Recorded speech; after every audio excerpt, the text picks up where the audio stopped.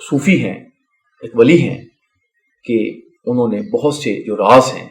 روحانیت کے، تصوف کے، ان کا اظہار کیا۔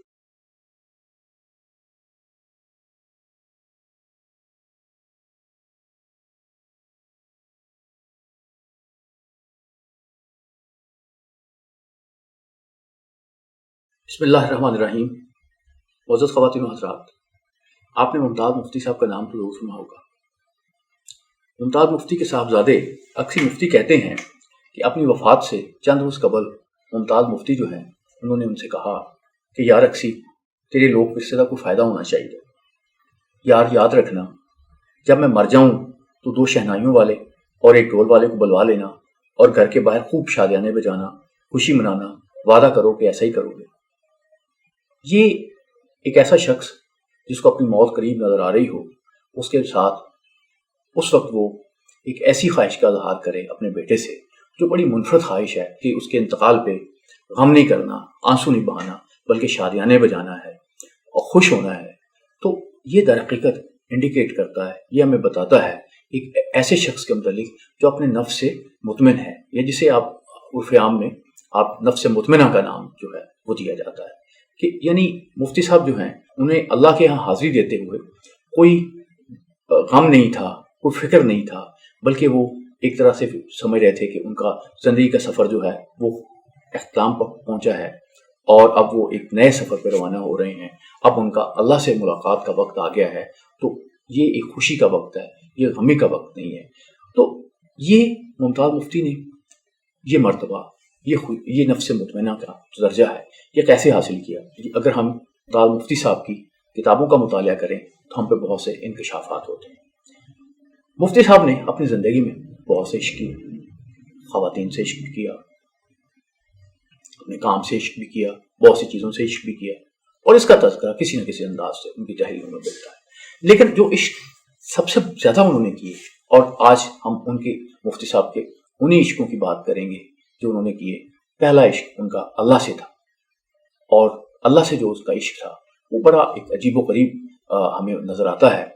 وہ جب بھی میں مفتی صاحب کی کتاب پڑھتا ہوں، خاص طور پر ان کی لبیک پڑھتا ہوں جو ان کا سفر نامہ حج ہے، تو اس میں مجھے جو ہے وہ اسرائیلی روایات میں ملتا ہے کہ ایک دفعہ حضرت موسیٰ علیہ السلام جو ہے وہ جا رہے تھے، تو انہیں ایک آدمی ملا جس نے جو یہ کہہ رہا تھا کہ اللہ میاں اگر تم مجھے مل جائیں تو میں تمہاری خدمت کروں، میں تمہیں نہلاؤں، تمہیں دیکھوں، تمہاری دیکھ بھال کروں، تمہاری رہائش کروں۔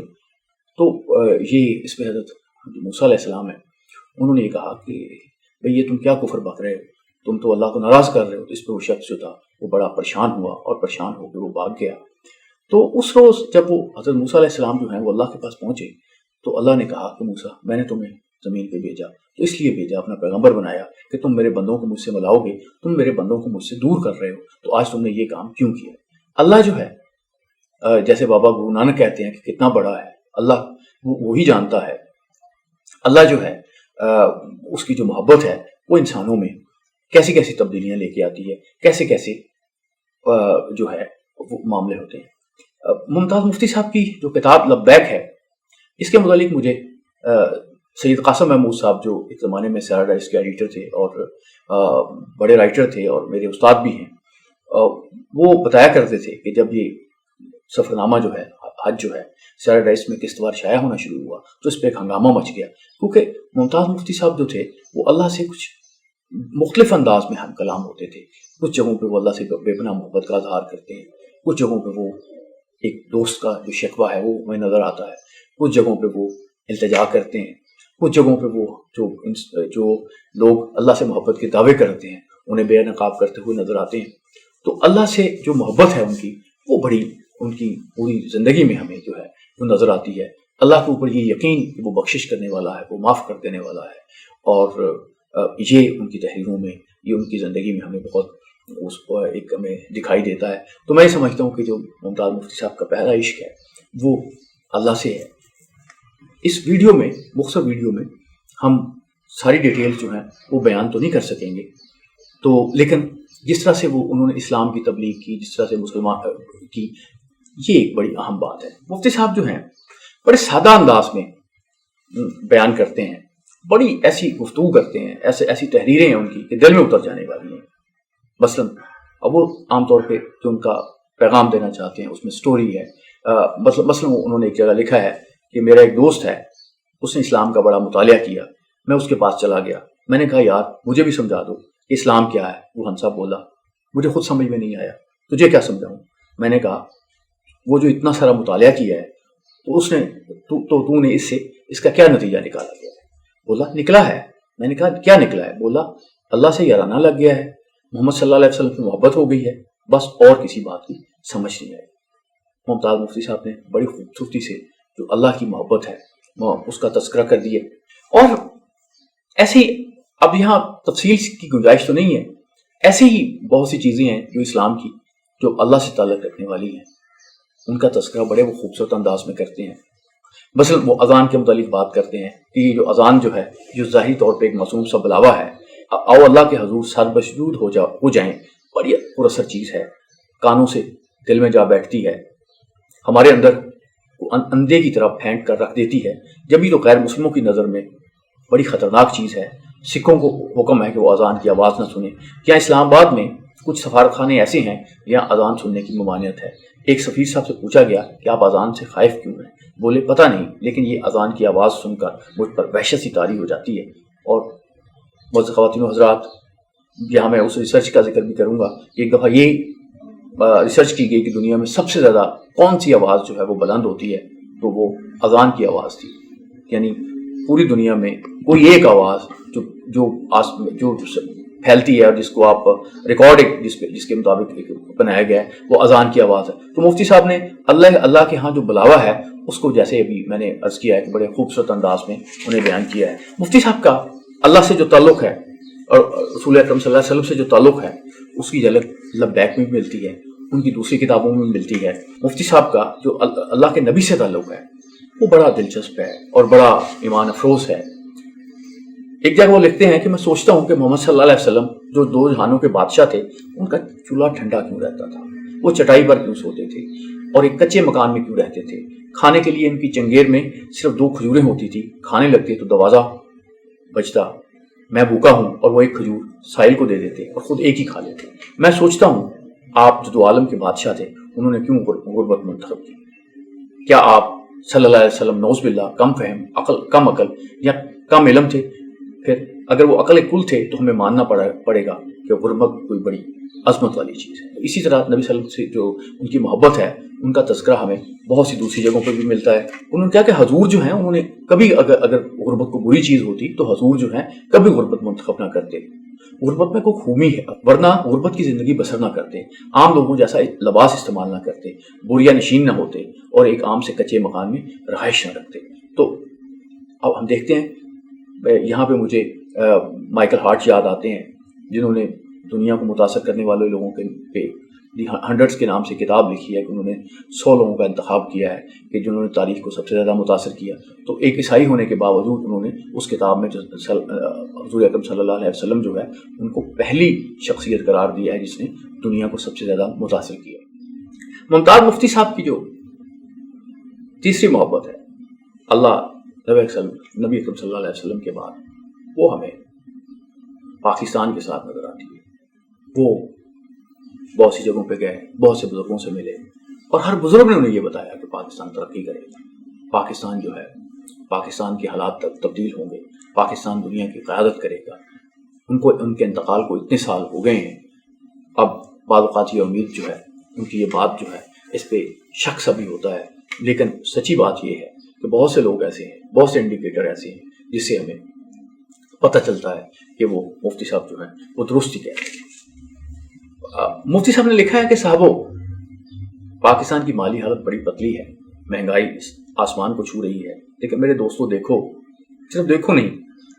دیکھو اور سمجھو کہ جس پاکستان کے شہروں میں ہر چوتھی دکان کھانے پینے کی دکان ہے، یہاں لوگ کھا رہے ہیں، کباب کھا رہے ہیں، نہاری کھا رہے ہیں، سری پائے کھا رہے ہیں، یہ دیکھ ختم ہونے میں نہیں آتی. ادھر حکمران کھا رہے ہیں، ان کے جیلے کھا رہے ہیں، ادھر افسر شاہی کھا رہی ہے، اس طرف عوام کھا رہے ہیں. کھاؤ بھائیو کھاؤ، یہ دیکھ کبھی ختم نہیں ہوگی. تو در حقیقت اس انداز سے انہوں نے پاکستان کی جو برکت ہے وہ اس کا تذکرہ کیا ہے. ان کی ایک تحریر میں حضرت مہاجر مکی جو ہے ان کا ذکر ملتا ہے کہ وہ مہاجر مکی جو تھے ان کا مسلمانوں میں بڑا اثر و رسوخ تھا، غیر مسلم جو تھے وہ بھی ان کا احترام کرتے تھے، انگریز ڈرتے تھے کہ